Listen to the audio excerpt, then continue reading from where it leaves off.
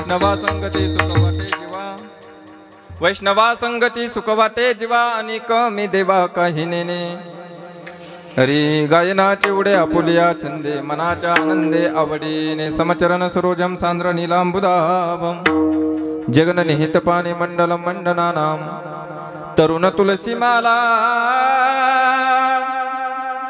कंदरम कंजनेत्रम, सदैव धवलहासं विठ्ठलं चिंतयामि. पांडुरंगा करो प्रथम नमः, पांडुरंगा करो प्रथम नमः, पांडुरंगा करो प्रथम नमः, पांडुरंगा करो प्रथम नमः. दुसरे चरण संताची या, दुसरे चरण संताची या, दुसरे चरण संताची. ज्यांच्या कृपादाने कथेचा विस्तार, ज्यांच्या कृपादाने कथेचा विस्तार, ज्यांच्या कृपादाने कथेचा विस्तार. बाबाजी सद्गुरुदास तुका, बाबाजी सद्गुरुदास तुका. पांडुरंगा करू प्रथम नमन, दुसरे चरण संतांची या, त्यांच्या कृपादाने कथेचा विस्तारू. बाबाजी सद्गुरुदास तुका. विवेकाने जाणे सोबटीत समाजा टिकविले, महासिद्धांतांचे गुण रसिकत्व उकलिले. रसित तर तरविला भागवत तरू, तया ज्ञानेशाती विमलमतीने वंदन करू.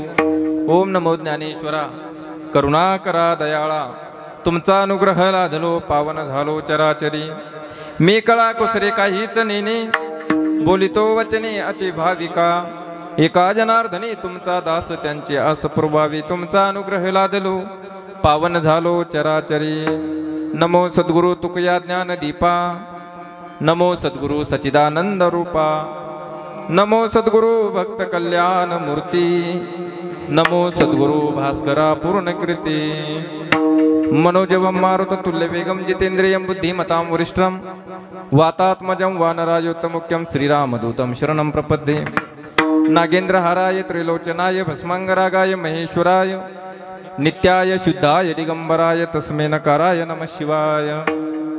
अतुलित बलधामं हेमशैलाभदेहं, धनुजवन कृशानं ज्ञानिनामाग्रगण्यं, सकल गुणनिधानं वानराणामधीशं, रघुपति प्रिय भक्तं वातजातं नमामि. हे दुख भंजन मारुति नंदन, हे दुख भंजन मारुति नंदन, सुन लो मेरी पुकार. पवन सुत बिनती बारंबार, पवन सुत बिनती बारंबार, पवन सुत बिनती बारंबार, पवन सुत बिनती बारंबार.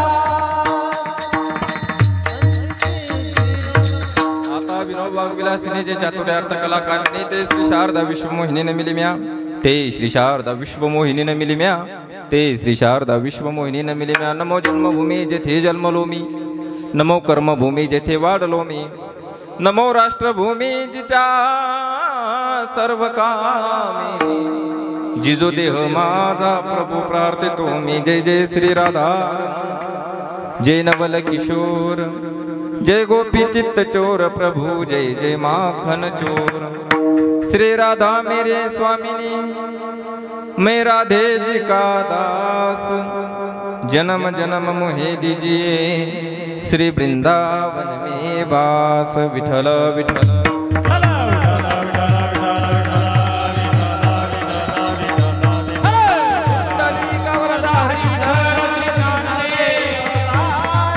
पंढरीनाथ भगवान, माऊली ज्ञानेश्वर महाराज की जय. वैष्णवा संगती सुख वाटे जीवा, वैष्णवा संगती सुख वाटे जीवा, निकमी देवा काही नेने. गायनाचे उडे आपुलिया छंदे, मनाच्या आनंदे आवडीने. प्रस्तुत प्राप्त प्रसंगी, प्राप्तस्थळी प्राप्त वेळी भगवंताच्या सेवेसाठी निवडलेला अभंग. यच्चयावत भूतलावर अवतीर्ण झालेले अखंड जडजीवांचा उद्धार करणारे महान भगवत भक्त, श्रीमंत श्रीसंत वैराग्य रास रचित जीवनवासी, जगाचा संसार सुखाचा व्हावा म्हणून आपल्या संसाराची राख रांगोळी करून आपला अखंड जीवन परमार्थामध्ये झिजवणारे गो ब्राह्मण प्रतिपालक, हिंदवी स्वराज्याचे संस्थापक, जनता राजा छत्रपती शिवाजी महाराज यांचे आध्यात्मिक गुरु, देवमान्य संत, संतमान्य संत आणि जगमान्य संत असे असणारे ज्ञानेशप्रिय देहू निवासी वैकुंठवासी श्रीमंत श्री जगद्गुरु तुकोबराय यांचा शिवाय बहुतेकांच्या परिचयाचा उत्कृष्ट असा वैष्णवांच्या संगतीचं महत्त्व सांगणार अभंग आज या ठिकाणी तुम्हा मायबापांच्या चरणारविंदी निवडलेला आहे. विठ्ठल विठ्ठल.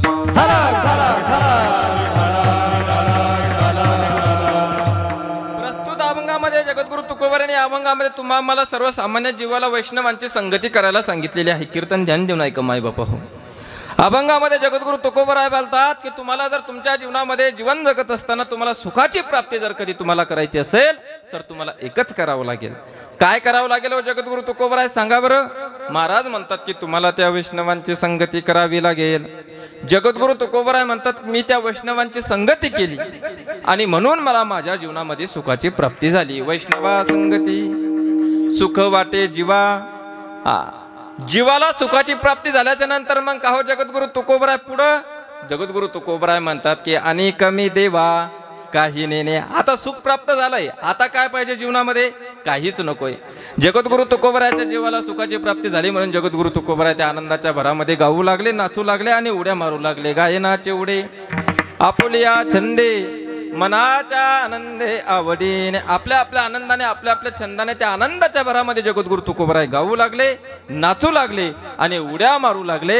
असं असताना एका साधकाने जगद्गुरु तुकोबरायांना प्रश्न केला, महाराज तुम्ही म्हणतात की त्या वैष्णवांची संगती केल्याने तुम्हाला तुमच्या जीवनामध्ये सुखाची प्राप्ती झाली, बरोबर आहे. सुखाची प्राप्ती झाली म्हणून तुम्ही त्या आनंदाच्या भरामध्ये गाताय, नाचताय, उड्या मारताय, ही बरोबर आहे. परंतु आपण या समाजाचा जर विचार केला, या समाजामध्ये या लोकांचा जर कधी विचार केला तर प्रत्येक माणसं एकमेकांना नावं ठेवणारे लोक आहेत, बरोबर आहे की नाही बाबा. तुम्ही चांगलं काम करा अथवा वाईट काम करा, लोक तुम्हाला नावं ठेवल्याशिवाय राहणार नाही. कितीही चांगलं वागा, लोक नावं ठेवल्याशिवाय राहणार नाही. जशाच तसं वागा, लोक लायकीत राहिल्याशिवाय राहणार नाही, बरोबर आहे की नाही. कितीही चांगलं वागा. मग अशा समाजासमोर जर तुम्ही वेड्या वाकड्या उड्या मारू लागले, गाऊ लागले, नाचू लागले, का हो महाराज मग या समाजाची तुम्हाला भीती वाटत नाही का? या समाजाविषयी तुमच्या मनामध्ये काही शंका वगैरे उत्पन्न होत नाही का? नोहे नोहे जगद्गुरु तुकोबराय आम्हाला सांगा, तुम्ही जर असं वेड्या वाकड्या उड्या मारत आहात तर या समाजाची तुम्हाला लाज वगैरे वाटते का? लाज? महाराज म्हणतात की अजिबात नाही. महाराज म्हणतात की माझ्या जीवनातली लाज गेली, हरी माझ्या जीवनातलं भय गेलं आणि आता कुठल्याच प्रकारची शंका माझ्या जीवनामध्ये शिल्लक राहिलेली नाही. लाज भय शंका दुराविला मान न कळे साधन या परते. शेवटी जगद्गुरु तुकोबराय देवाला म्हणतात की देवा, ए देवा, अरे आम्ही कितीही काही केलं, जीवन जगत असताना तुझी आमच्यावर कृपा असणं फार महत्वाचं आहे देवा. जीवन जगत असताना तुझी जर आमच्यावर कृपाच नसेल तर आमचा काही फायदा होणार नाही. म्हणून जगद्गुरु तुकोबराय देवाला विनवणी करू लागले की हे पंढरीनिशा, हे जगदीशा, हे पांडुरंगा, हे मायबापा, आतापर्यंत तुम्ही तुमच्या भक्तांचा ज्याप्रमाणे सांभाळ केलाय ना, त्याच पद्धतीनं आता तुम्ही इथून पुढे काय करा, आमचा यापुढे सांभाळ करावा. तुका म्हणे आता आपुल्या सयासे आम्हा जगदीशे सांभाळावे. गायनाचे उडे आपुलिया छंदे मनाच्या आनंदे आवडीने. हा झाला अभंगाचा सरळ सरळ भावार्थ. आता तुम्ही झोपले तरी चालन. हा पंक्तीत सगळे जेवले ना? वा वा वा. विठ्ठल विठ्ठल.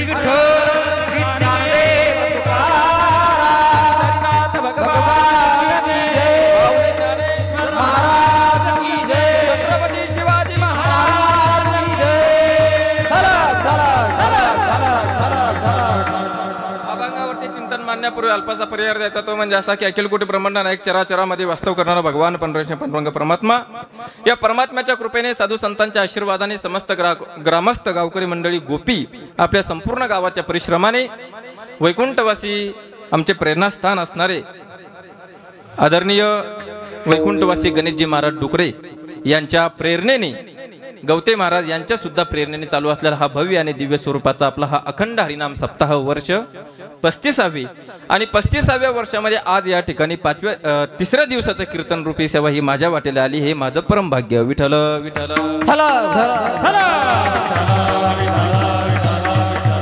आल्यानंतर खूप असा आनंद वाटला मायबापा हो. अनिल महाराजांनी सोबतच आलो. दररोज कीर्तनकार मग गायक वादकायला घेऊन येत असतात, पण आज गायक वादकानेच कीर्तन करायला आणलं, हे एक विशेष आहे की महाराज. गोड स्वभाव आहे. आणि खरं सांगू का बाबा तुम्हाला, कारण गोपी म्हणजे आम्ही आमचं गाव समजतो. मी तर माझं गाव समजतो बा. का? कारण माझी सुरुवात जर कुठून झाली असेल तर ती गोपीतून झालेली आहे. विठ्ठल विठ्ठल. आळंदीला शिकत असताना अनिल महाराज असेल, विठ्ठल महाराज असेल, आमचे श्रीहरी महाराज देवडे असतील, आम्ही सावतासरमध्ये शिकलो होतो. आणि गावाकडं दिवाळीच्या सुट्ट्यामध्ये आल्याच्या नंतर मग आता आळंदीला जायचं कार्तिक वारीला. तर मग आता जाण्यासाठी बा मग 2 पैसे पाहिजे भाड्यासाठी समजा जायला. चला बा मग गोपीचा कार्यक्रम. आणि खरं तर आमच्या गणेश महाराजांनी आम्हाला खूप जीव लावला. परंतु खरं सांगू का तुम्हाला, गए हुए कभी आते नहीं, गए हुए कभी आते नहीं, लेकिन उनकी याद बार बार आती है. गेले दिगंबर विश्वरा विभूते, गेले दिगंबर ईश्वर विभूते, राहिल्या कीर्ती जगामाझी, जगामाझी राहिल्या कीर्ती जगामाझी. गेले दिगंबर ईश्वर विभूती, गेले दिगंबर ईश्वर विभूती, राहिल्या कीर्ती जगामाझी, जगामाझी राहिल्या कीर्ती जगामाझी,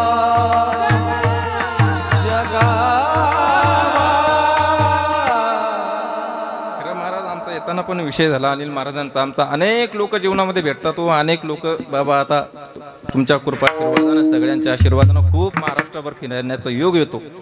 परंतु काही माणसं अंतःकरणात जागा करून जात असतात बघा. खरं सांगू तुम्हाला, जन्म होना ये भाग्य की बात है, मृत्यु होना ये समय की बात है, लेकिन मृत्यु के बाद भी लोगों के दिलों में जीवित रहना ये किए हुए कर्मों की बात है. विठ्ठल विठ्ठल.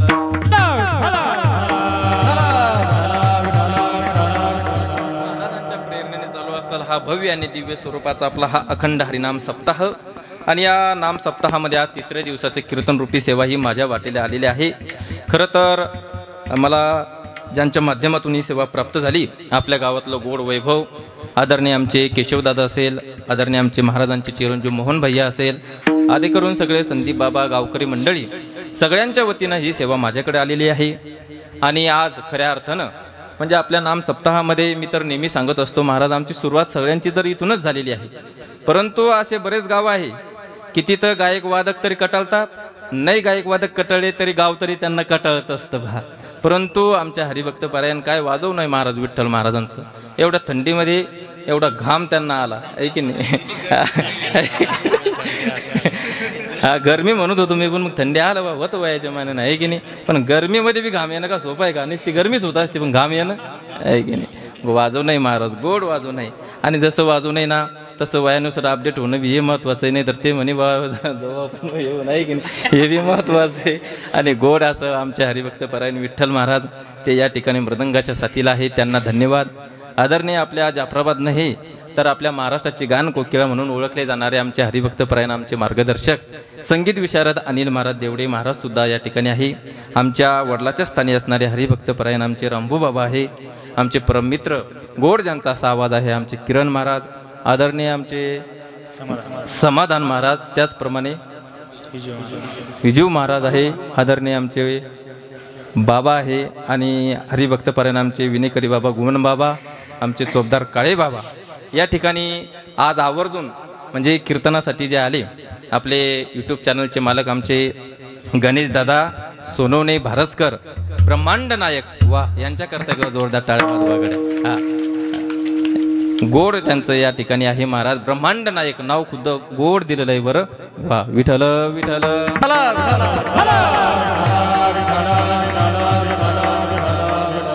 गोड अशी साऊंड सिस्टम आदरणीय आमचे माधुभाऊ गावातले शिक.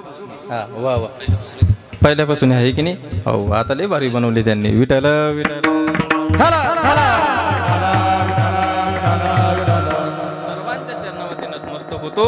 जगद्गुरु तुकोबरायाच्या चरणावरती नतमस्तक होतो. महाराजांच्या भाषेमध्ये सांगायचं झालं तर मस्तक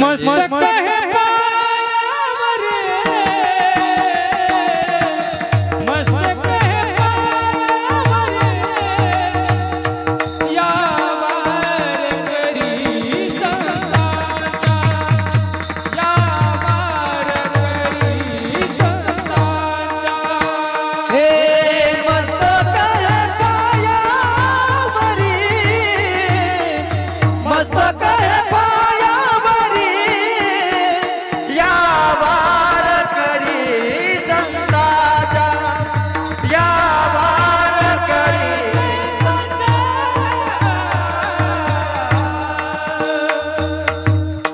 मस्तक हे पायावरी या वार करी संतांच्या तुम्हा श्रुती सज्जन मायबापांच्या चरणावरती नतमस्तक होतो आणि अभंगामध्ये डोकवण्याचा प्रयत्न करतो. विठ्ठल विठ्ठल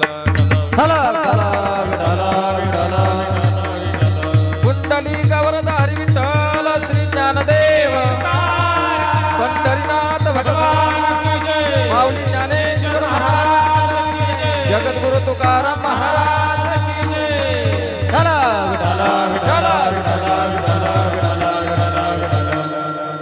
सेवेसाठी घेतलेला अभंग हा जगद्गुरु तुकोबरायांचा आहे. सज्जन हो, लक्ष देऊन ऐका. अभंगामध्ये जगद्गुरु तुकोबराय बोलतात की सज्जन हो, जीवन जगत असताना तुम्हाला जर तुमच्या जीवनामध्ये सुखाची प्राप्ती जर कधी करायची असेल तर तुम्हाला त्या वैष्णवांची संगती करावी लागेल. आपण जर कधी या जगाचा विचार केला तर या जगामध्ये प्रत्येक मनुष्य हा आपल्याला एकाच गोष्टीच्या शोधामध्ये दिसतो, त्याचं नाव आहे सुख. बरोबर आहे की नाही महाराज? रात्रंदिवस आपण सुखाकरता धडपड करतोय, परंतु सुख शोधून सुद्धा आपल्याला सापडत या ठिकाणी नाहीये महाराज. लक्षपूर्वक आहे का? कारण का आपण ज्या संसारामध्ये गोवल्या गेलो ना, हा संसारच कसा आहे हो? संसार हा दुःखमूळ आहे महाराज, दुःखमूळ. बरोबर आहे की नाही? अरे संसार दुःखमूळ चहूकडे इंगळ विश्रांती नाही को पुनरपि मरणम पुनरपि जननी जठरे शयनम यह संसारे खलदुस्तारे कृपया पारे पारे मुरारे भज गोविंदम गोविंदम भज मूढमते.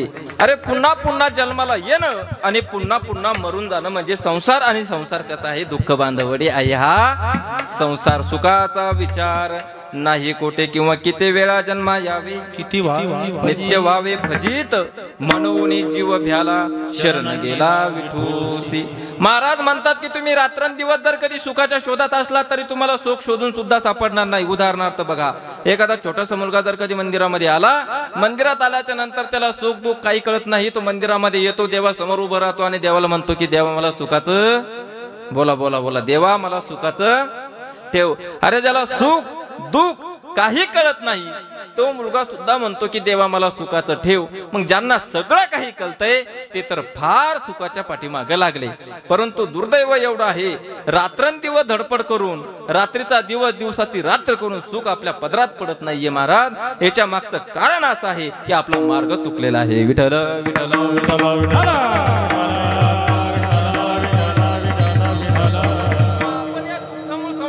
गोवला गेलोय. महाराज म्हणतात तुम्हाला जर सुखाची प्राप्ती करायची असेल तर तुम्ही मी सांगितलं तसं करा. वैष्णवा संगती सुख वाटे जीवा. जीवाला जर सुखाची प्राप्ती करायची असेल तर त्या वैष्णवांची संगती करा. अभंगाचा मुख्य उद्देश आपला हा आहे महाराज. लक्षपूर्वक आहे का? परंतु आपण या जगाचा विचार केला, या कलियुगाचा विचार केला तर या कलियुगामध्ये आपल्याला 3 वर्ग पडलेले दिसतात. लक्षपूर्वक आहे का? पहिला जो वर्ग आहे तो आहे अज्ञ, दुसरा जो वर्ग आहे तो आहे सुज्ञ आणि तिसरा जो वर्ग आहे तो आहे प्राज्ञ. विठ्ठल विठ्ठल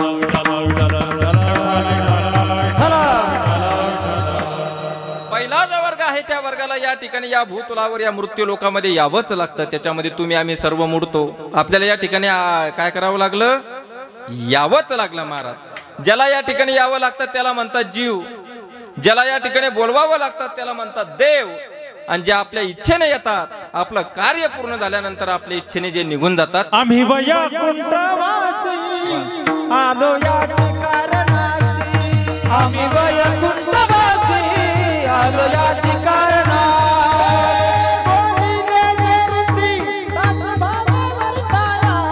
सात भाव वर्ताया झाडू संताचे मार्ग.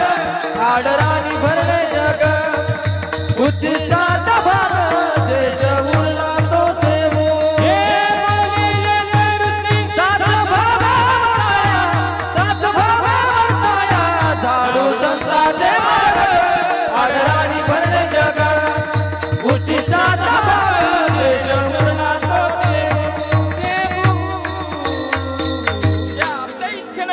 त्यांना म्हणतात संत. कुठून येतात? तर आम्ही वैकुंठवासी आलो याचे कारणासी. बोलिले जे ऋषी साच भावे वार्ताय. कशा करता येतात? जगाच्या कल्याणा संतांच्या विभूती देह कष्टविते परोपकारे. संत महात्म्या आपल्या इच्छेने येतात महाराज. जीवाला या ठिकाणी यावंच लागत असतं. अगा कर्मी जे उरावे तिही सुखी दुःखी फळावे. तया ते भोगावया यावे देहा एका किंवा तैसे येण्याची शरीरा येणे सरे किंबहुना येर झारे चिरा पडे उपजे ते नाशिले ते पुनरपी दिसे हे घटिका यंत्र जैसे परिभ्रमिगा. माऊली ज्ञानोबराय म्हणतात की जीवाला या ठिकाणी कर्म भोगण्यासाठी यावं लागतं. मग ठीक आहे महाराज, जीवाला जर या ठिकाणी कर्म भोगण्यासाठी यावं लागत असेल तर देवाला हो, महाराज म्हणतात की देवाला सुद्धा कर्म चुकत नाही. अहो देवाचं उदाहरण थोडं बाजूला ठेवा, देवाच्या बापाला सुद्धा कर्म चुकलं नाही. मग ज्या ठिकाणी देवाच्या बापाला जर कर्म चुकत नसेल तर त्या ठिकाणी तुम्ही जीवाच्या बापाचं काय मोठं घेऊन बसलात. महाराजांचं प्रमाण आहे कर्मे दशरथ वियोगे मेला, कर्मे दशरथ वियोगे मेला, कर्मे श्रीराम वनवासा गेला, कर्मे रावण जय पावला, कर्मे रायण जय पावला. वियोग घडला सीता देवी, वियोग घडला सीता देवी, वियोग घडला सीता देवी, वियोग घडला सीता महाराजांनी कर्मे दशरथ वियोगे मेला, कर्मे श्रीराम वनवास गेला, कर्मे रावण क्षय पावला, वियोग घडला सीता देवी. यादी दिली महाराज. आणि यादी काही ग्रामपंचायत सदस्य, पंचायत समितीचा मेंबर, जिल्हा परिषद दिली का? अजिबात नाही. कर्मे दशरथ वियोगे मेला. अरे 4 मुलं होते दशरथ राजाला, परंतु ज्या वेळेस दशरथ राजाने प्राण त्याग केले, दशरथ राजा मरण पावले, त्यावेळी दशरथ राजाला पाणी पाजण्यासाठी एक सुद्धा मुलगा हजर होता का? हो, अजिबात नाही महाराज. 4 पुत्र त्या दशरथा, अंतकाळी एकही नव्हता. कर्मे दशरथ वियोगे मेला, कर्मे श्रीराम वनवास गेला. अरे कर्तुमा अन्यथा कर्तुमाशी ज्यांची शक्ती आहे, ब्रह्मांडाचा जो मालक आहे, अख्खं विश्व ज्याच्या ताब्यात आहे, त्याला सुद्धा कर्माचा भोग भोगण्यासाठी 14 वर्ष कुठे जावं लागलं? बोला बोला बोला, वनवासाला जावं लागलं महाराज, वनवासाला. कर्मे रावण क्षय पावला. राजा रावणाचा जर विचार केला तर रावणा एवढा श्रीमंत माणूस आता सध्या कोणीच नाहीये, अडाणी नाही, कोणीच नाही. तुम्हाला खरं सांगतो किती श्रीमंत होता राजा रावण. ऐका, लंकी माझी घरे किती ती ऐका. हरी सांगत असे संख्या जैशी तैसी, कोटी घरे तेथे काशा आणि तांब्याची, शुद्ध कांचनाचे 7 कोटी. 7 कोटी घरं रावणाचे सोन्याचे होते. मोहन भाऊ कशाचे होते? सोन्याचे होते. सोन्याच्या पप्पाचे नाही भरपूर, सोन्याचे 7 कोटी. आपल्या बोटामध्ये फक्त 5 ग्रॅमची अंगठी राहते आणि ते लोकांच्या लग्नात राहतं. इथं बुंदी वाढ, तिथं भाजी वाढ, इथं वरण वाढ. ते वाढणारे पोरं म्हणते तू येले पहिले बाहेर काढ, तेव्हा आम्ही वाढतो. ऐक नाही महाराज, एवढा श्रीमंत राजा रावण महाराज. राजा रावणाचा परिवाराचा जर विचार केला तर 80,000 बायका होत्या रावणाला. किती होत्या? 80,000. 1,00,000 मुलं आणि 1,25,00,000 नातू होते रावणाला. तुम्ही म्हणसाल तो सांभाळत कसा होता? तो रावण होता. ऐक नाही महाराज, विधानसभेला कधी उभा राहिला दत्तूभाऊ तर दुसरं कोणी त्याच्या विरोधात फॉर्म सुद्धा भरत नव्हतं. एवढा राजा रावण सामर्थ्यशाली होता. तरी सुद्धा महाराज कर्म चुकलं का? अजिबात चुकलं नाही कर्म. वियोग घडला सीता देवी, विठ्ठल विठ्ठल.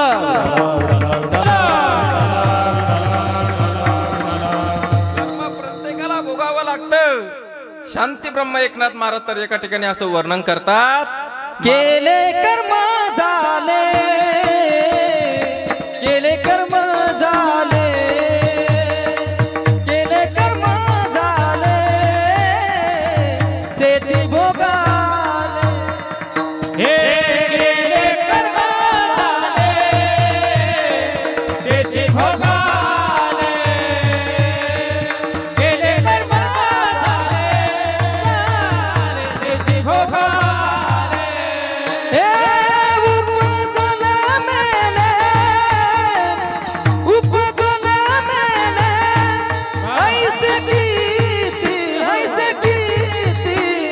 हरी मुखी गाता हरपली चिंता, हरी मुखी गाता हरपली चिंता.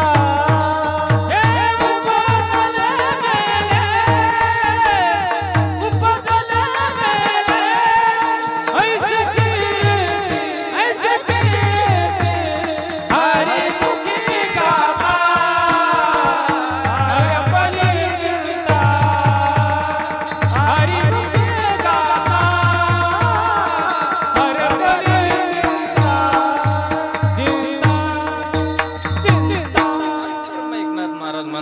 जे कर्म झाले तेची भोगाले उपजले मेले ऐसे किती म्हणजे यांची यादी का? महाराज म्हणतात की आजा गेला पंजा गेला बाप मसना गेला देखत देखत नातो पंतो तो हे तैसा झाला उठा उठा जागा पाटे भयाले मोठे पंढरी वाचून तुझा ठाव नाही कोटे. अगोदर आपण कर्म केलं नंतर ते उपजलं आणि या जीवाच्या माध्यमातून आपण ते भोगलं. विठ्ठल विठ्ठल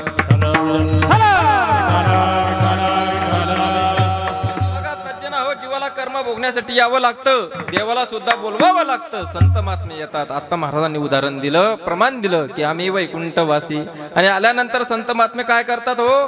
कुठून येतात? वैकुंठाहून येतात. बरोबर, वैकुंठाहून संत महात्मे या ठिकाणी येतात. तिथून जर ते इथं येत असेल तर तिथं त्यांचं घर आहे का? महाराज म्हणतात तिथं त्यांचं घर आहे. कसं घर आहे? निरंजने आम्ही बांधिले घर निराकार निरंतर राहिलो से निराभासी पूर्ण झालो समरस खंडक्यास पावलो आम्ही. असं अलौकिक घर सोडून संत महात्मे या ठिकाणी आले आणि आल्यानंतर ते काय करू लागले? ऐका ना, आल्यानंतर ते मला सर्वसामान्य जीवाला सूचना देऊ लागले. महाराज सूचना लक्षपूर्वक ऐका. सूचना कोणीही कुणालाही कुठल्याही जागी देऊ शकतो, परंतु त्या सूचनेच्या पाठीमाग कृती असणं हे फार महत्वाचं आहे. कृती म्हणजे ज्याप्रमाणे आपण सूचना देतो तसं आपण जगणे, तसं आपण वागणे, त्याला म्हणतात कृती. विठ्ठल विठ्ठल बाजारच्या दिवशी लय खेळते बोलवायचे आहे की नाही?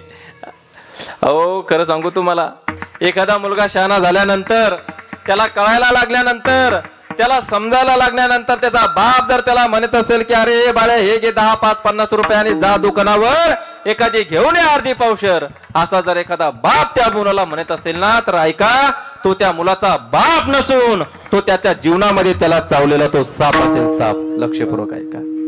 आज या ठिकाणी आल्यावर एक सांगावंसं वाटतंय, अरे ज्याचं काजू बदाम खाण्याचं वय आहे त्या हाडकं मोडतंय, ज्याचं दूध पिण्याचं वय असते दारू पितय. महाराज म्हणतात की अशी दारू पिता संध्याकाळी जर कधी पिले तर सकाळी उतरून जाते. दारू जर प्यायची असेल तर असं पिया, असं व्यसन करा. एकदा जर केलं तर जीवनात परत कधी त्याची नशा उतरणार नाही. ऐका ना, अरे जाम पर जाम क्या पीते हो, आधी रात में उतर जाएगी, प्याला पिकोर तो देखो हरि नाम का बंदे, तेरी सब जिंदगी सुधर जाएगी. असं कुठंतरी आपण जीवन जगलं पाहिजे ना महाराज. एखाद्या दारू पिणाऱ्याची बायको जर कधी मंदिरामध्ये आली, मंदिरामध्ये आल्याच्या नंतर ती देवाकडे सुख मागत नाही, प्रॉपर्टी मागत नाही, धन दौलत काहीच मागत नाही. ती देवाकडे फक्त एकच मागणी करते की अरे देवा, कपाळाचं कुंकू माझ्या नशिबी राहू दे, आयुष्याचा जोडीदार व्यसन मुक्त होऊ दे. देवा, अरे माझा जो आयुष्याचा जोडीदार आहे देवा, माझा जे कपाळाचा कुंकू आहे देवा, हे कुंकू फक्त व्यसन मुक्त होऊ दे देवा, याच्या पलीकडे मला काही देऊ नको. कारण का या जगामध्ये कोणी जर कधी बघितलं, माझा आता दुःखामध्ये होरपळलेले आपल्याला दिसतात, गोवलेलो आहोत आपण. जगद्गुरु तुकोबरायाने या जगाचा सर्वे केला आणि सर्वे केल्याच्या नंतर महाराजांच्या लक्षामध्ये आलं की सगळे सुखाच्या शोधत आहे पण सुख कोणाला सापडत नाही. महाराजांना अनुभव आला आणि महाराज म्हणतात की अनुभव आले अंगा या जगात येतासे. का हो महाराज, काय अनुभव आला तुम्हाला जीवन जगत असताना सांगा बरं. महाराज म्हणतात की मी इकडं तिकडं सगळं काही करत बसलो, परंतु मला सुख कुठं सापडलं नाही. शेवटी मी फक्त एकच केलं. काय केलं?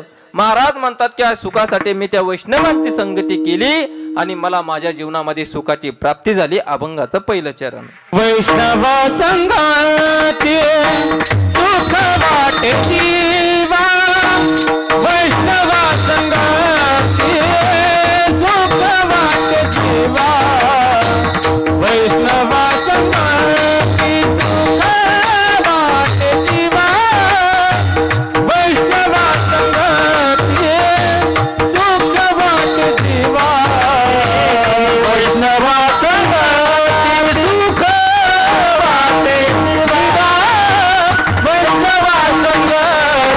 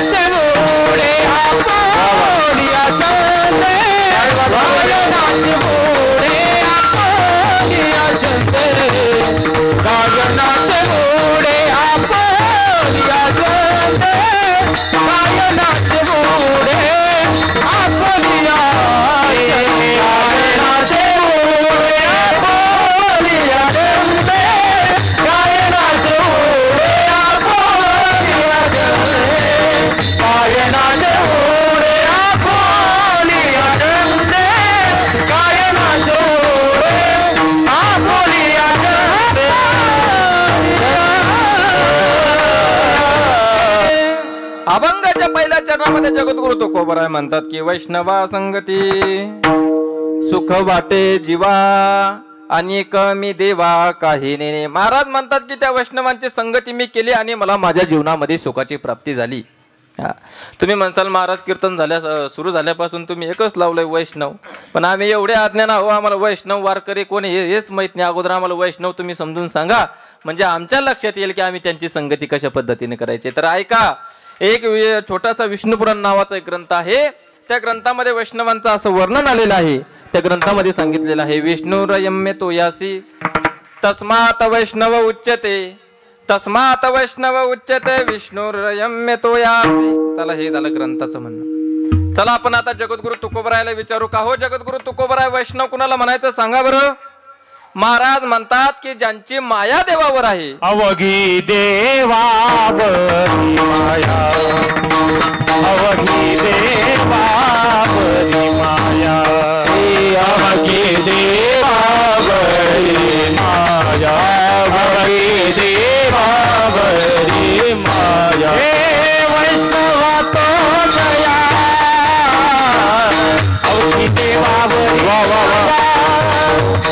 अवघी देवावरी माया, अवघी देवावरी माया जया,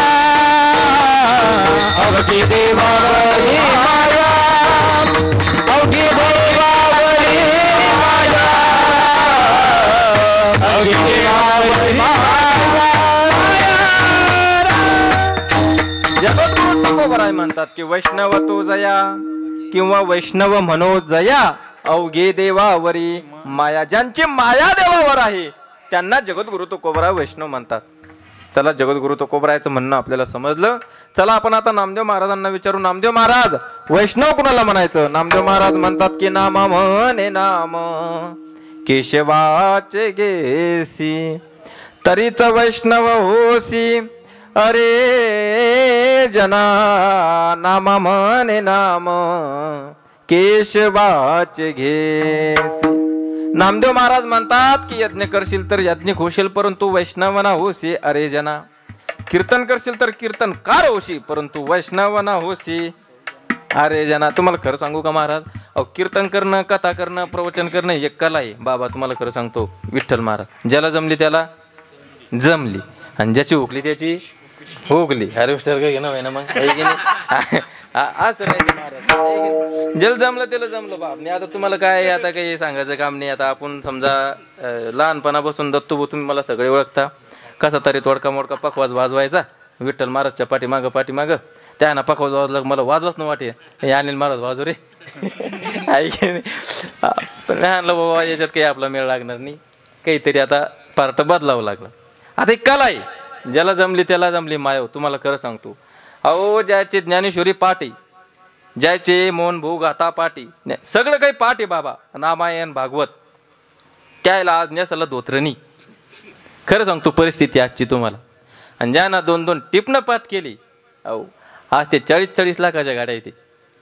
हा मग हे कला आहे, ज्याला जमली त्याला जमली. तुम्हाला खरं सांगू का, अहो एखाद्या कीर्तनकाराचं कीर्तन ऐकून जर कधी तुम्हाला कीर्तन करावं असं वाटलं तर तो आपल्या महाराष्ट्रातील 1 नंबरचा कीर्तनकार, परंतु कलाकार.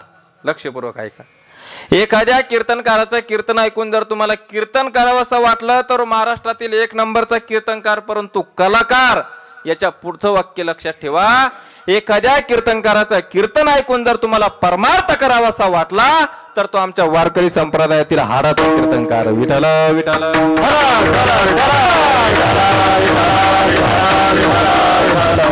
कारण महाराज ही एक कला आहे, ज्याला जमली त्याला जमली. वैष्णव महाराज तुम्हाला सांगतो, कीर्तन करशील तर कीर्तनकार होशी, परंतु वैष्णवना होशी अरे जना. तुम्हाला खरं सांगू, शास्त्राने वैष्णवांचे 4 प्रकार सांगितलेले आहे. मी तुम्हाला आज हसवणारच नाही महाराज. विठ्ठल विठ्ठल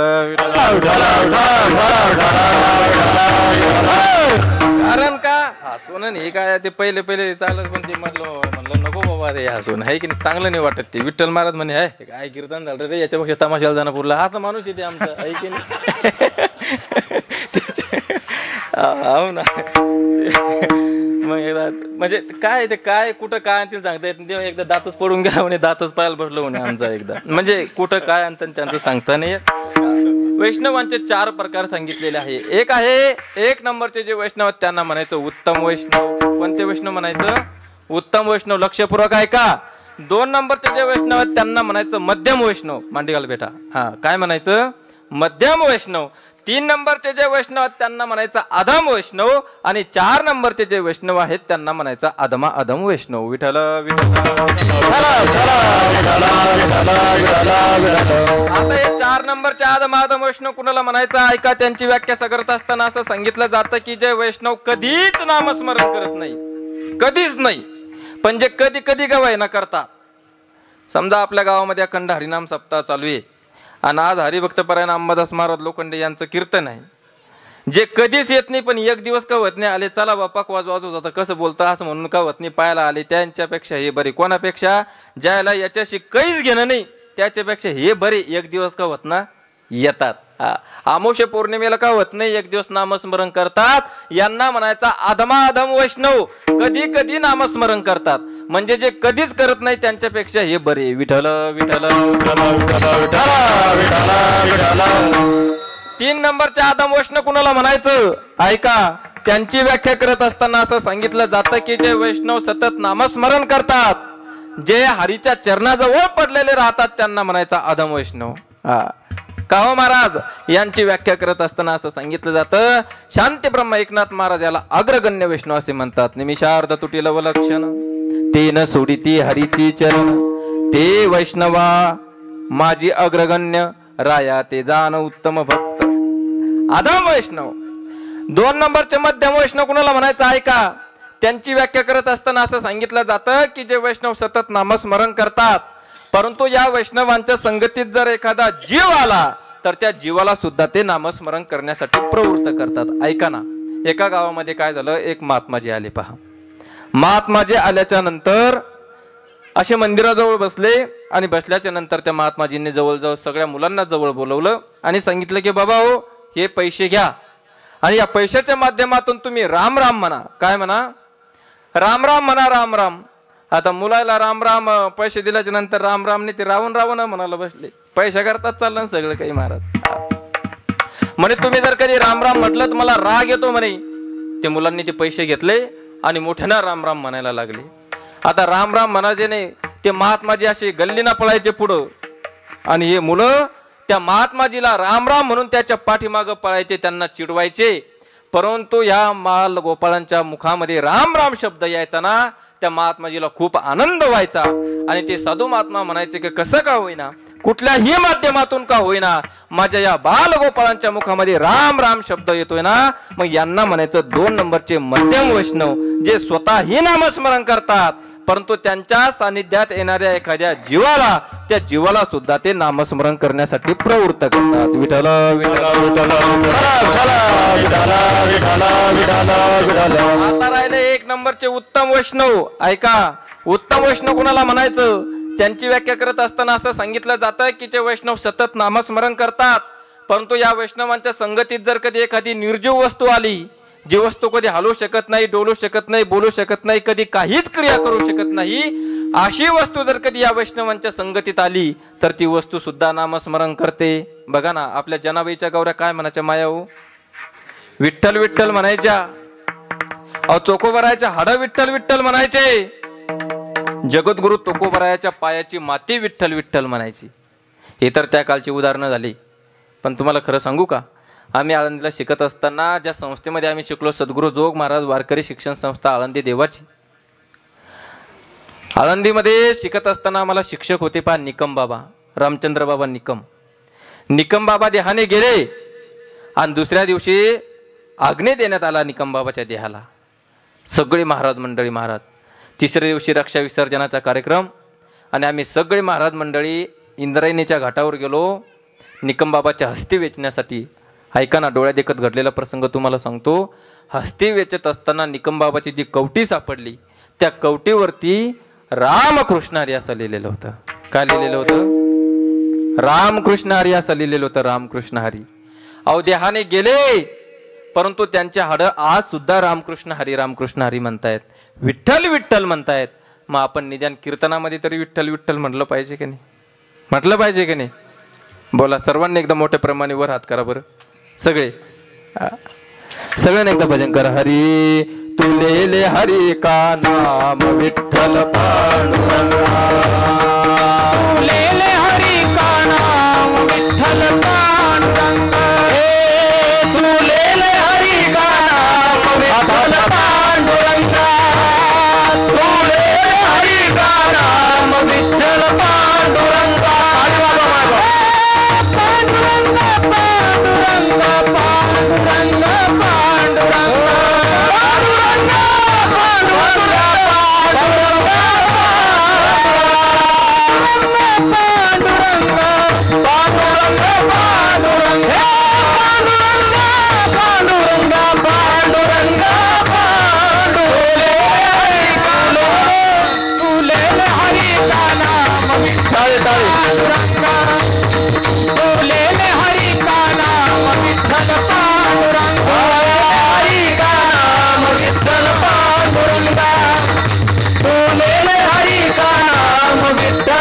पांडुरंगा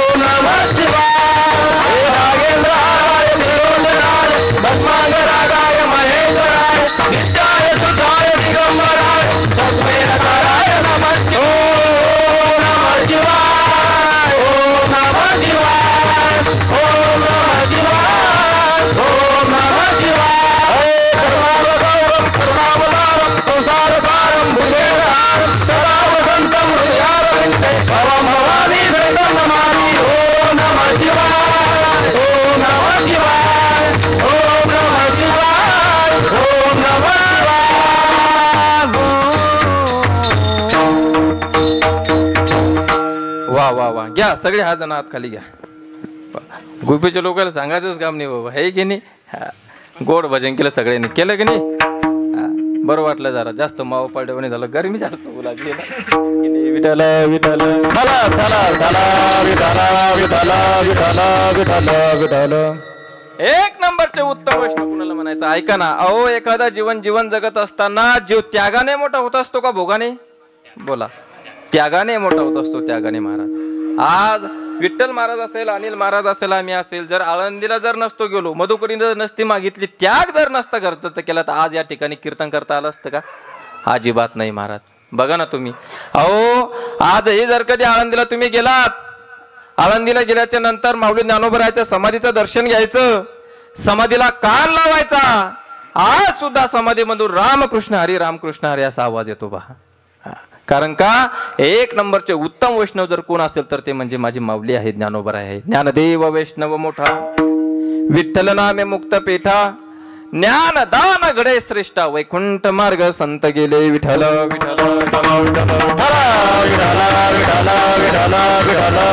हा सुद्धा समाधीला कान लावल्याच्या नंतर महाराज समाधीमधून रामकृष्ण हरी असा आवाज येतो, परंतु ऐकणारा दगड नसावा. दगडाला रामकृष्ण हरी काय, त्याला काहीच ऐकू येणार नाही महाराज. बरोबर आहे की नाही? बघा ना, डोळ्यासमोर प्रसंगाना माय बापा हो, मुक्ताबाई अगदी लहान आहे, 5 वर्षाची. 5 वर्षाच्या मुक्ताबाईला चालता येत नाही, चालण्याचा प्रयत्न करतेय, बोलता येत नाही, बोलण्याचा प्रयत्न करतेय.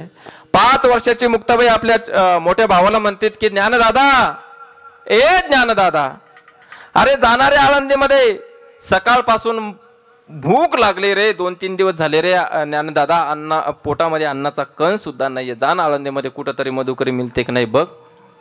सज्जन हो, मुक्ताबाईने सांगितलंय, आपल्या 5 वर्षाच्या बहिणीने सांगितलं म्हणून ज्ञानोबरायांनी मधुकरी आणायची जोडी उचलली आणि ज्ञानोबराय आळंदीमध्ये जात आहेत मधुकरी आणण्यासाठी.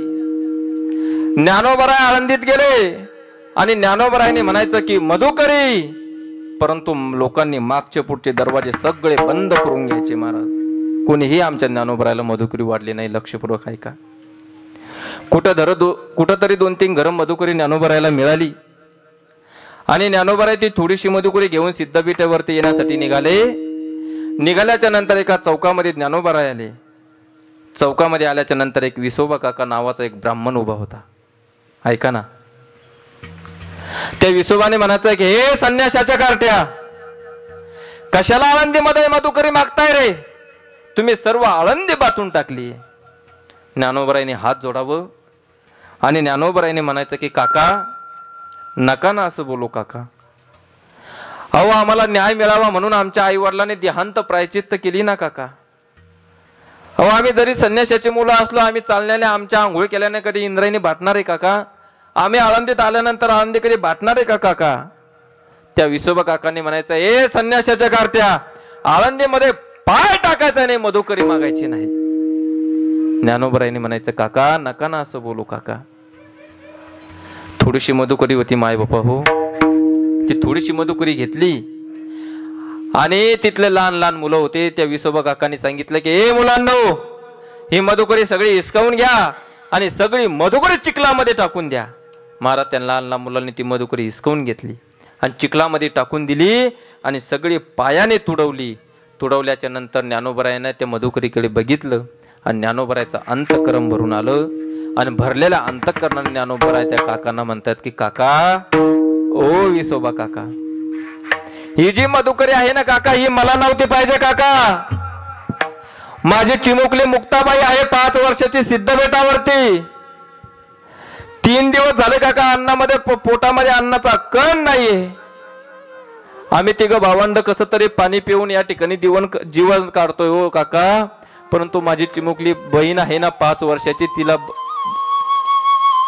तिला भूक सहन होत नाही हो काका, तिच्यासाठी चालवली होती. ते विसोबा काकांनी म्हणायचं, अरे तुम्ही आळंदी कशाला येताय?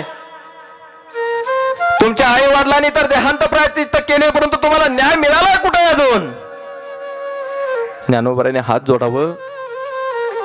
ज्ञानोबरायाने ते विसोबा काका घोड्यावरती बसलेले होते. ऐका ना, घोड्यावरती बसलेले असताना तसंच त्यांच्या पायावरती डोकं ठेवलं आणि ज्ञानोबराय म्हणतात की काका, मागू द्या ना हो काका मधुकरी. माय बापा हो, खरं सांगू तुम्हाला, ही पोटाची कळगी भरण्यासाठी ज्यावेळी दुसऱ्याच्या दारात उभं राहावं लागतं ना, तो प्रसंग फार कठीण असतो माय बापा हो. आज बरेचसे श्रीमंत लोक असतात हो गावोगावी, त्यांचं लग्न असतं त्यांच्या मुला मुलींचं, आणि गरिबाचे लेकरं असे पंक्तीमध्ये बसतात ना, काही काही श्रीमंताच्या अवलादी त्यांना उठून देतात. हो उठा रे, अजून जेवाची वेळ नाही झाली. खात्यात ताटावून कधी माय बापा कोणाला उठवलं नाही पाहिजे. काय सांगू तुम्हाला, ज्यावेळेस आळंदीला आम्ही राहत होतो ना, 2-2 वाजेपर्यंत बाबा मधुकरी कधी मिळत नव्हती हो. कोण मधुकरीला जायला, कुणाची पाडी आहे. आल्याच्या नंतर 2-2 भाकरी वाटून घ्यायच्या.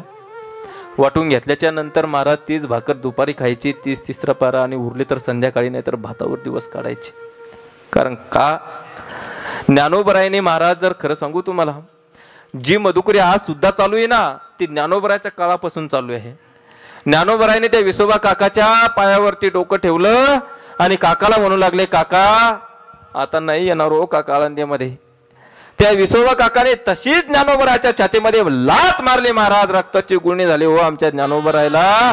ज्ञानोबराय रडू लागले, काका नका ना असं करू हो काका, ही मधुकरी मला नव्हती पाहिजे, माझ्या पोटासाठी नव्हती पाहिजे काका.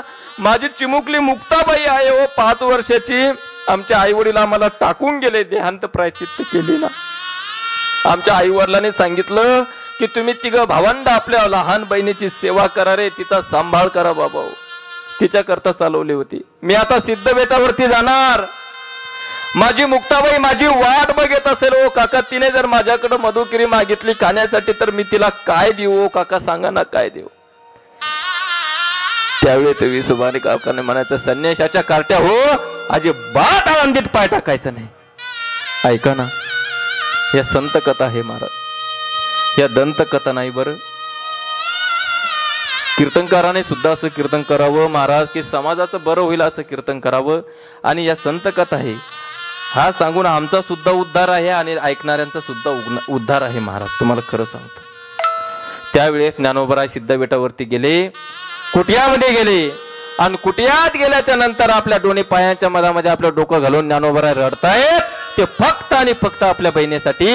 इकडे 5 वर्षाची मुक्ताबाई आपल्या मोठ्या भावाला म्हणतात की निवृत्तीनाथ दादा, हे निवृत्तीनाथ दादा, अरे ज्ञान दादा सकाळपासून गेला आळंदीमध्ये मधुकुरी आणण्यासाठी, अजून का आला नसेल रे आपला ज्ञान दादा? निवृत्तीनाथ दादा सांग ना, का आला नसेल?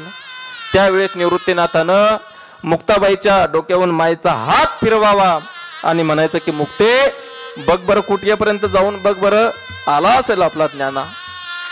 5 वर्षाची मुक्ताबाई मारत तुरो तुरो तुरो तुरो चालत जाती हो. कुटियाजवळ आले, कुटियामध्ये डोकवून बघितलं ज्ञानोबराय रडताना मुक्ताबाईने बघितले. ज्ञानोबरायच्या अश्रू जमिनीवर ते मुक्ताबाईने बघितले आणि मुक्ताबाईने आंबाटा फोडला की ज्ञान दादा, ए ज्ञान दादा, अरे नाही वाजली नाही आळंदीकराने मधुकरी ज्ञान दादा तुम्हाला, तुम्ही रडू नका ना ज्ञान दादा, रडू नका. योगी कुणाला म्हणतात रे ज्ञान दादा? कुणाला म्हणतात योगी? योगी पावन मनाचा, योगी पावन मनाचा, योगी पावन मनाचा, योगी पावन मनाचा.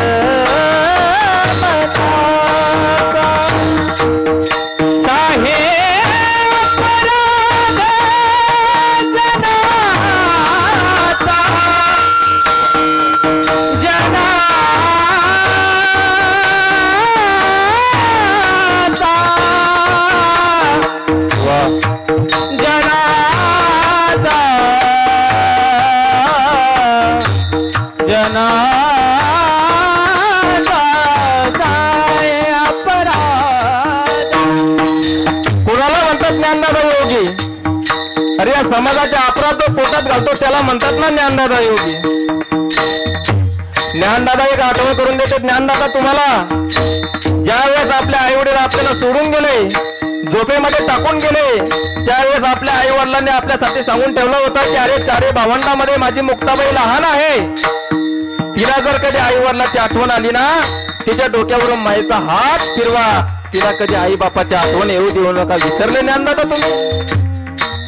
द्या ज्ञानदादा. संत कुणाला म्हणतात ज्ञानदादा?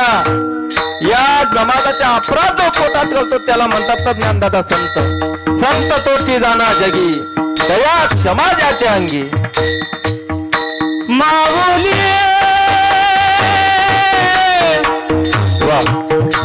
ज्ञान राजा,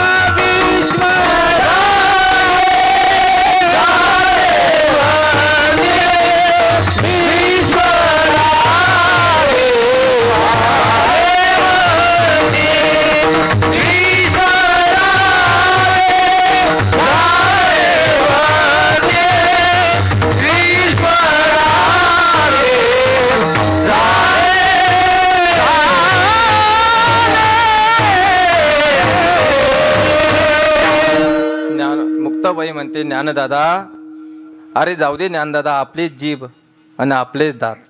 आपल्या दाताने जर कधी आपली जीभ चावली तर आपण आपले दात पाडून टाकतो का?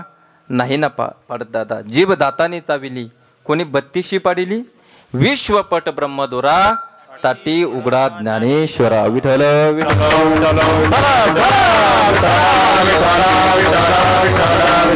ज्ञानोबरायने ताटी उघडली महाराज. मुक्ताबाईला अंतकरण असे कवटाळला आणि मुक्ताबाईला ज्ञानोबराय म्हणतात की मुक्ते, रडू नको मुक्ते, देऊ दे ह्या जगाने कितीही त्रास, तो त्रास आपण सहन करू. एवढा त्रास समाजाने दिला तरी ज्ञानोबरायने आपली ज्ञानेश्वरी लिहिली. महाराज याला म्हणायचं उत्तम वैष्णव. कोणते वैष्णव म्हणायचं?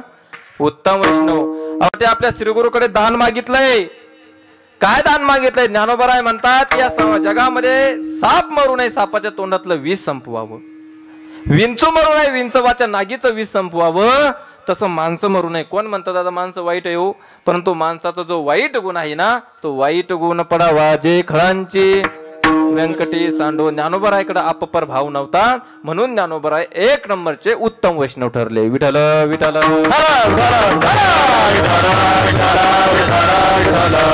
म्हणून संगती करायची ना तर अशा वैष्णवांची करायची. कोणत्या वैष्णवांची? ज्ञानोबराय, तुकोबराय, शांतीब्रह्म एकनाथ महाराज. तुम्ही म्हणसाल महाराज यांची संगती कशी करायची सांगा बरं. अहो ज्ञानोबरायची ज्ञानेश्वरी म्हणजे ज्ञानोबराय. जगद्गुरु तुकोबरायांची गाथा म्हणजे साक्षात जगद्गुरु तुकोबराय. शांतीब्रह्म एकनाथ महाराजांचा हरिपाठ भागवत भारुड असेल म्हणजे शांतीब्रह्म एकनाथ महाराज. त्यांनी जसं सांगितलं तसं आपण जीवन जगणे म्हणजेच त्यांची संगती करणे. विठ्ठल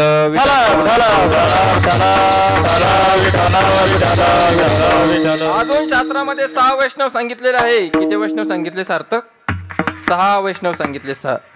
आपलं कीर्तन म्हणजे चालता बोलता आहे महाराज. चालता बोलता कार्यक्रम आहे की नाही. 3 प्रश्नाचे उत्तर बरोबर दिले तर चांदीचं नाणं तुम्हीच मला द्यायचं समजा. चालता बोलता मी तुम्हाला 6 वैष्णव सांगतो. तिने 6 वैष्णवांचं त्यामधले 3 वैष्णवांचं उत्तर जर बरोबर दिले समजा तुम्ही कोणी बी, तर गुमन बाबा कोण त्याला 200 रुपये बक्षीस. ऐक नाही, लक्ष बरोबर आहे का? कोणते वैष्णव ऐकात? बलीर बिभीषण भीष्म प्रल्हाद नारद ध्रुव षडते वैष्णवास्ते श्याम स्मरण पाप नाशनम. कोणते सांगा बरं, सांगता का? जाऊ द्या. आहे की नाही. 1 नंबरचे जे वैष्णव आहेत त्यांना म्हणायचं बली. बलीर बिभीषण भीष्म प्रल्हाद नारद ध्रुव षडते वैष्णवास्ते श्याम स्मरण पापनाशनम. महाराज बली, बिभीषण, भीष्म, प्रल्हाद, नारद आणि ध्रुव हे 6 वैष्णव महाराज. माणूस जीवन जगत असताना असा एक सुद्धा माणूस नाही की त्याच्याकडून काही ना काही पाप घडत नाही. या 6 वैष्णवांचं स्मरण जर कधी केलं तर आपलं असणारं जीवनातलं पाप एका क्षणात नष्ट होऊन जातं. विठ्ठल विठ्ठल. म्हणून संगती करायची तर अशा वैष्णवांची करायची. वैष्णवा संगती दुसरा शब्द आहे महाराज. संगती 3 प्रकारची आहे. एक आहे ससंगती, दुसरी आहे विसंगती आणि तिसरी आहे कुसंगती. उद्धारासाठी माणसाने सत्संगती करावी आणि विसंगतीचा आणि कुसंगतीचा काय करावा? त्याग करावा. त्याग. आणि जर समजा अशी संगती जर जीवनामध्ये प्राप्त झाली तर ती भोगून संपवली पाहिजे. लक्षपूर्वक ऐका. विसंगती प्राप्त होणे म्हणजे काय होणे? प्रपंचामध्ये ऐका, एक मित्र एका मित्राला बऱ्याच दिवसानंतर भेटला. इकडे लक्ष द्या. तर 1 नंबरचा मित्र 2 नंबरच्या मित्राला म्हणे, अरे बाबा कस काय चालू आहे तुझा प्रपंच? तो म्हणे, अरे एकदम सुखा समाधानानं चालू आहे म्हणे. पहिले मस्तपैकी एकदम पद्धतशीर चालू आहे म्हणे. महिन्याला 50,000 रुपये पगार येतो. आता गाडी घेतली म्हणे, 1 नंबर चाललं म्हणे. आपलं काहीच टेन्शन नाही म्हणे आपलं. बरोबर. ते म्हणे वा तो चांगलं चालू आहे. पण 2 नंबरचा मित्र 1 नंबरच्या मित्राला म्हणतो, भाऊ माझं चांगलं चालू आहे पण तुझं कसं काय चालू आहे सांग ना. ते म्हणे, भाऊ आपलं काहीच खरं नाही, आपण पाईपलाईन करेल कुठं बी लिकेजच होऊन जाते म्हणते. आता काय बेजार म्हणे आपण. आहे की नाही. पण आता काय करता म्हणे. आता जर चाललं तसं. अरण्य म्हणलं काय झालं नेमकं, काय झालं म्हणे. काय सांगा म्हणे, ज्या दिवशी आपलं लग्न होतं त्या दिवशीच पाणी पडला. मंडप उडून गेला. मंडप डोक्यात पडला. टोप असा होता तर असा होऊन गेला म्हणे. तेव्हापासून सगळं असं उलटा कार्यक्रम चालू आहे म्हणे आपल्याला. म्हणे कसा? म्हणे आपल्याला जी बायको मिळाली, पत्नी मिळाली म्हणे, धर्मपत्नी, ती अशी उलटीच मिळाली म्हणे. उलटी. ते म्हणे उलटी कशी? हे म्हणे उलटीच मिळाली. ते म्हणे उलटी कशी? हे म्हणे उलटीच मिळाली. हा म्हटलं ही उलटी कशी ती अगोदर तुम्हाला सरळ सांग म्हणजे मला समजून ती उलटी कशी. ते म्हणे, भाऊ आपण कधी घरी गेलो म्हणे पावसाळ्याच्या दिवसामध्ये, आणि पावसाळ्याच्या दिवसामध्ये जर कधी आपल्याला थंडी वाजली, थंडी वाजल्याच्या नंतर तिला कधी म्हटलं की गरम 1 कप गरम चहा करून आण बरं, तर ती थंडगार शरबत करून आणते म्हणे फ्रीजमधलं. उन्हाळ्याच्या दिवसामध्ये मी जर घरी गेलो आणि घरी गेल्याच्या नंतर जर कधी मला शरबत लागलं, मी तिला शरबत मागितलं की ते असा कडक चहा करून आणते दुपारी, काळा डक म्हणे उन्हामध्ये दुपारी 2 वाजता. मी चहा मागितला की ती शरबत आणते आणि मी शरबत मागितलं की ती चहा आणते म्हणे. असा सगळा उलटा कार्यक्रम चालू आहे म्हणे आपला.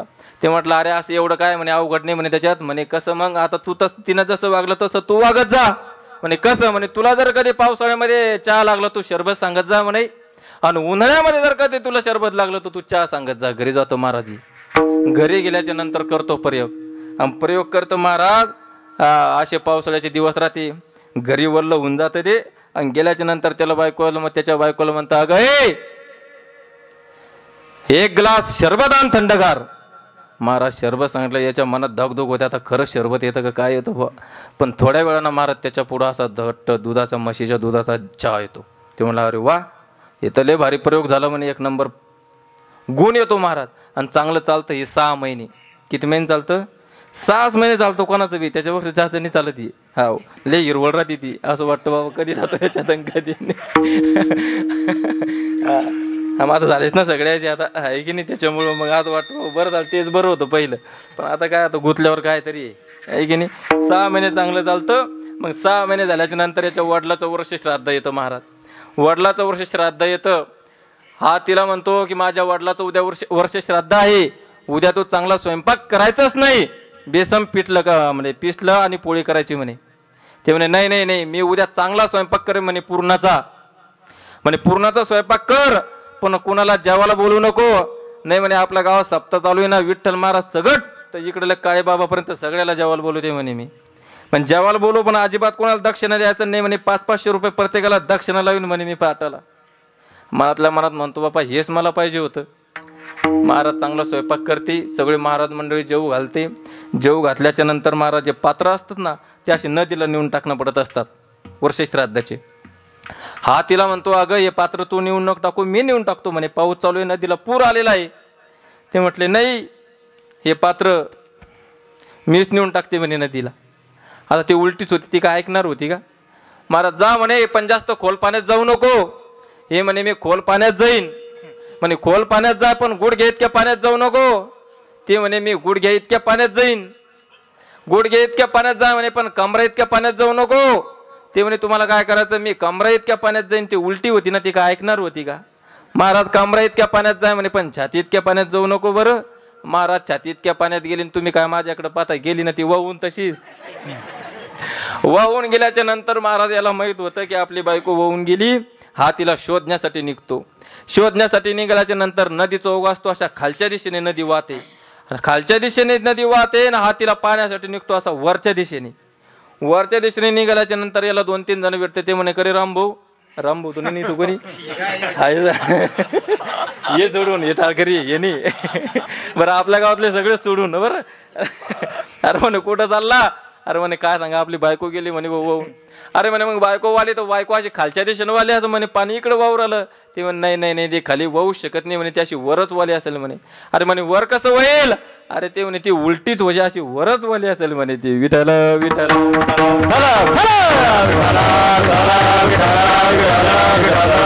अशी संगती कधी जीवनामध्ये प्राप्त झाली तर महाराज म्हणतात ती भोगून संपली पाहिजे आणि जीवनामध्ये सत्संगती केली पाहिजे. मग महाराज म्हणतात की संगती जर चांगली केली तर सुख प्राप्त होतं. वैष्णवा संगती. मग महाराजांनी ती वैष्णवांची संगती केली आणि महाराजाच्या जीवाला सुखाची प्राप्ती झाली. आणि मग सुखाची प्राप्ती झाल्यानंतर महाराज काय करू लागले हो, त्या आनंदाच्या भरामध्ये गाऊ लागले, नाचू लागले आणि उड्या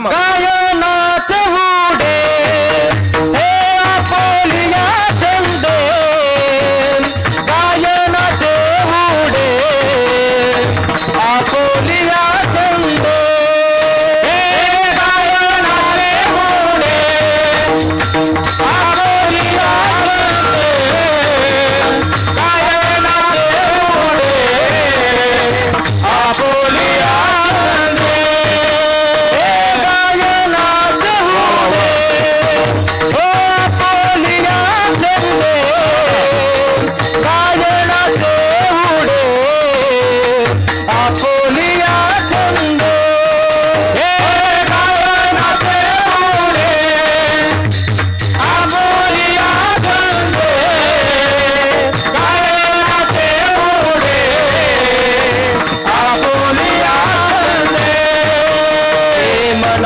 आनंदे आवडीने मनाचे आनंदे आवडीने मनाचे आनंदे आवडीने मनाचे आनंदे आवडीने गायनाचे उडे आपोलिया चंदे गायनाचे उडे आपोलिया चंदे हे गायनाचे उडे आपोलिया चंदे गायनाचे उडे आपोलिया चंदे चंदे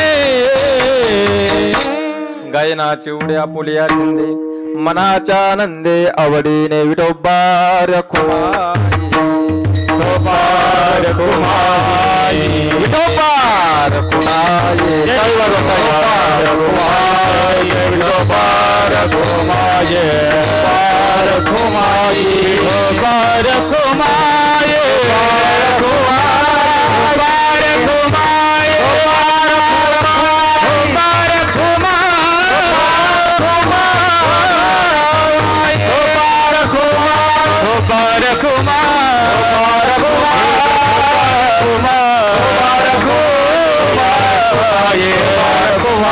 विठोबार खुमाई कुंडली कमलधारी विठ्ठल श्री ज्ञानदेव भगवान की जय ज्ञानेश्वर महाराज की जय गुरु तुकाराम महाराज जय बार घुमाए बार घुमाए बार घुमाए बार घुमाए बार घुमाए बार घुमाए बार कमलधारी ज्ञानदेव भगवान की जय ज्ञानेश्वर महाराज की जय गुरु तुकाराम महाराज की जय बार घुमाए बार घुमाए बार घुमाए बार अभंगाच्या दुसऱ्या चरणामध्ये जगद्गुरु तुकोबराय म्हणतात की गायनाचे उडे आपोलिया चंदे मनाच्या आनंदे आवडीने आपली नियोजित वेळ या ठिकाणी संपलेली आहे. 8:30 ते 10:30 बरोबर आहे की नाही. 2 मिनिटं तुमचे घेतो आणि 2 मिनिटांमध्ये या ठिकाणी जय विठ्ठल करणार आहे. काय गाता हो महाराज तर गात जागा प्रेम मागा विठ्ठला किंवा धन्य जगी तोची एक हरिरंगिनाचे रामकृष्ण वासुदेव सदा स्मरेवाचे आहे की नाही महाराज. गायनाचे उडे आपुलिया छंदे मनाच्या मन वास्तविक पाहता मन किती चंचल आहे हो. श्रीमद भगवद्गीतेमध्ये वर्णन आहे चंचलम ही मन कृष्ण प्रमाथी बलवदृढम तस्य हम निग्रहम मन्ये वायुरेव शुदुष्करम. माऊली ज्ञानोबराय म्हणतात की मनोने ऐसे कैसे घडेल जे मरकट का समाधी घेईल का मनतली अस्थिर राहील महावातू. ज्ञानोबराय म्हणतात माकडाला कधी समाधी लागणार नाही महावात कधी स्थिर राहा म्हणल्यावर राहणार नाही. चंचलम ही मन कृष्ण प्रमाथी बलवदृढम. ऐक नाही महाराज मन कसं आहे हो मन मरकटस्य सुरापानम तत्र उंशिक दंशनम तन्मध्ये भूत संचारो यद्वा तद्वा भविष्यती.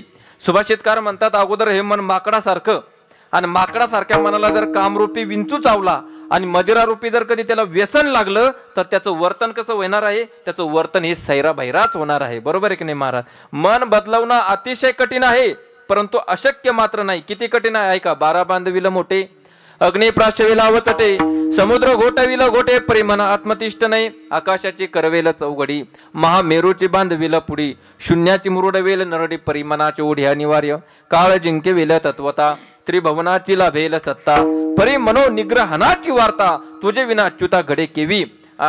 महाराज मनाला बदलवणं कठीण जरी असलं तर अशक्य मात्र नाही ते शक्य आहे. त्या वैष्णवांची संगती केल्याने भक्ती केल्याने ते मन बदलतं.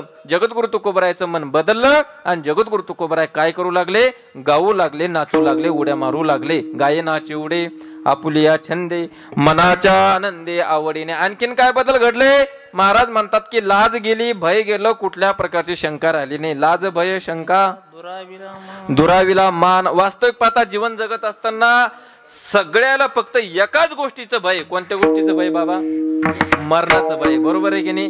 मरणाच्या भयापेक्षा दुसरं कोणाला कशाचंच भय राहिलं नाही ना. पोलिसाचं भय ना वकिलाचं भय आता कोणाचंच भय राहिलं नाही महाराज. पण तो जगद्गुरु तुकोबराय म्हणतात की ते मरणाचं सुद्धा आम्हाला आता भय राहिलं नाही. जगा काळ खाय आम्ही माथा दिला पाय.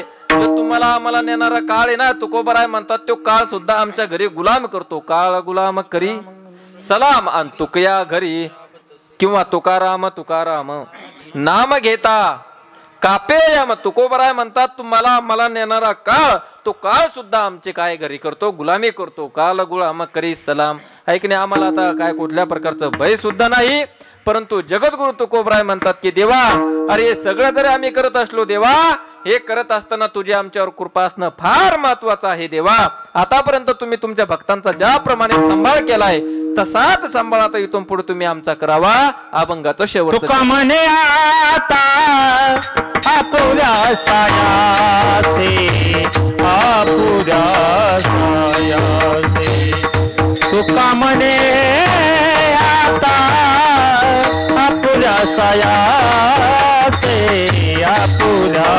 सायासे तुका म्हणे आता आपुल्या सायासे आपुल्या सायासे तुका म्हणे आता आपुल्या सायासे आपुल्या सायासे आम्हा जगा दिसे सांभाळावे आम्हा जगा दिसे सांभाळावे गायनाचे बुडे आपुरिया संदे आपुरिया संदे गायनाचे बुडे आपुलिया चंदे आपुलिया चंदे आम्हा जगरी सांभाळावे आम्हा जगदीचे सांभाळावे गायनाचे उडे आपुलिया चंदे आपुलिया चंदे गायनाचे उडे आपुलिया चंदे आपुलिया मनाचे आनंदे आवडीने मनाचे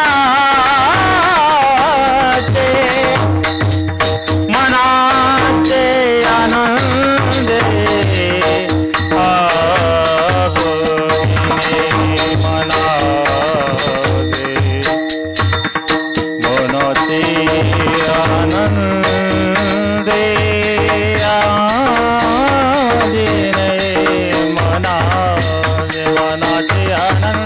मनाचे आनंदे मनाचे आनंदे मनाचे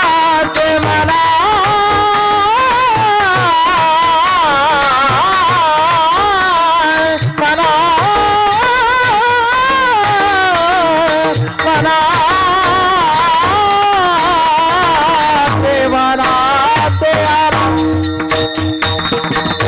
रे मनाचे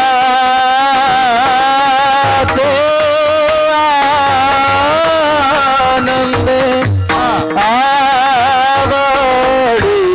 आवडीने मनाचे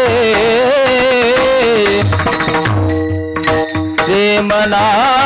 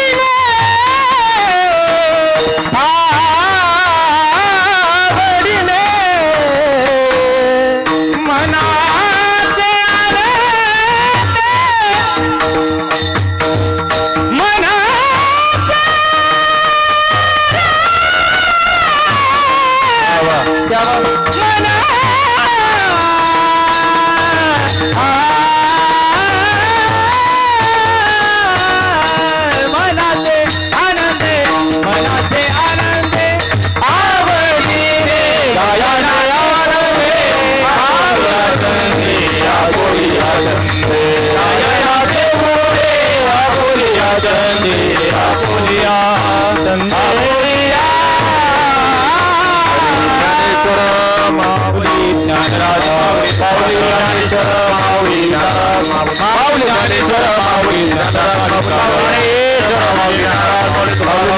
माऊली